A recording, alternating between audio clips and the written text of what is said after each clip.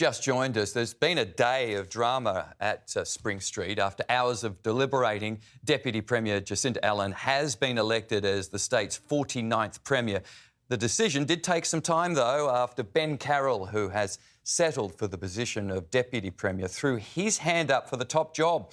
Let's get some reaction from the opposition now, and the Liberal Party's Jess Wilson joins us on the desk. I wanted to get your reaction to Jacinta Allen's successful bid to become the next Premier. Well, thanks for having me on. And look, congratulations to the new Premier. This is an enormous role, one that comes with great privilege to lead the Victorian people, but it also comes with enormous responsibility. And Jacinta Allen has been part of this government, the Andrews government, for the past 9 years and has a track record of not delivering when it comes to major projects. She was the minister in charge of the Commonwealth Games, and we've seen the debacle there. So we're very concerned about this isn't the fresh start today that we thought we might have for Victoria.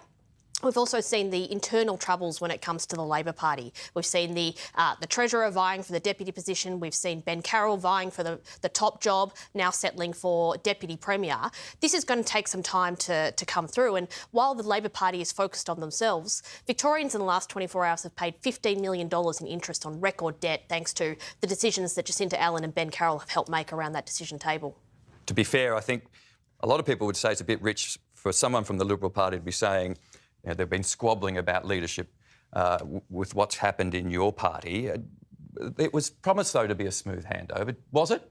Well, it doesn't look like it today. We've seen Ben Carroll put his name forward. We've seen Anthony Carbines put his name forward for the Deputy, and Tim Pallas, the Treasurer, for the Deputy position as well. It's clear that deals have been done and we've managed to get the outcome here today, but that will have ramifications. There will be now plays for different positions within the new ministry, and that will take the eyes off focusing on the Victorian people and watching the Labor Party, the Victorian Labor Party, continue to focus on themselves rather than focusing on the big issues here in Victoria. Do you think there will be a different style of leadership as she promised in her press conference just a little while ago?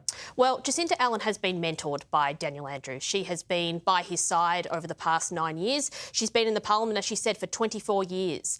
So she's not coming to this with a fresh set of eyes, a fresh approach. She's been the Premier's pick in many reasons for the top job today, and we've seen his endorsement. So I think we're very concerned about how she will approach things. There's big tasks ahead, focusing on the record levels of debt, the fact that we are paying $15 million a day, the fact that children in Victoria, 1 in 3, aren't meeting their NAPLAN results. We're looking at a housing list that is blowing out, and we've seen the housing statement handed down just last week. How is that actually going to be delivered? It's all very well and good for the Premier to say that was his big piece of final reform and then walk away. What's clear from that document is there's no plan to actually deliver it. So Jacinta Allen is inheriting huge problems, and we're not sure that she actually has the ability to deal with them. As a fellow female MP, surely you must be happy that finally we get to see our second female leader. She came quite emotional talking about it.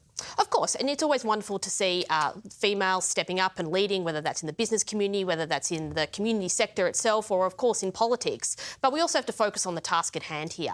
And the task at hand for Jacinta Allen is huge. We've got record levels of debt in Victoria. We've got a health system that's in crisis. 2/3 of ambulance calls aren't picked up in the required time. We've got public transport services not running on time and being cancelled time and time again. Victorians are expecting their government to actually serve them and to deliver for them. And all we've seen from this government, of which Jacinta Allen has been the Deputy Premier and a leading minister, and cost blowouts under her portfolio of over $30 billion, all we've seen time and time again are more taxes, more debt and less services for the Victorian people. So Jacinta Allen has huge, big issues to fill over the coming days, and we'll be watching very closely to see how she addresses those big issues on behalf of the Victorian people. Jess Wilson, thank you for your time. Thank you very much, Mike.